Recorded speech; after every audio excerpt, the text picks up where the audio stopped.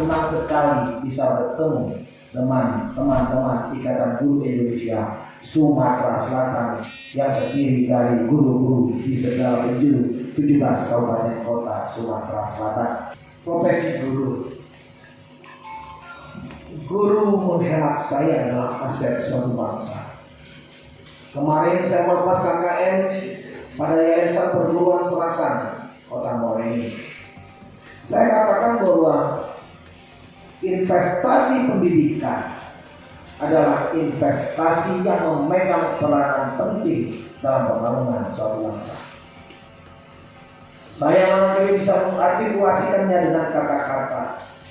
Kalau infrastruktur bagaikan derek itu, kalau investasi pendidikan bagaikan derek ukur, dari guru-guru muncul generasi-generasi muda yang memang nanti kelak akan menggantikan kita yang sudah tua. Jangan sampai profesi ditunggangi oleh politik, apalagi sampai bisnis. Ya, itu yang harus kita ingat. Kalau itu terjadi, ya lenyaplah dunia pendidikan untuk mencapai mutu yang nyata. Yang pertama, Kongres Ikatan Guru Indonesia berlangsung pada tanggal 28 hingga 31 Januari 2021 lalu dan sudah terpilih sebagai ketuanya adalah Bapak Dhani Hidayatullah. Mungkin pada saat kongres, karena di kongres itu ada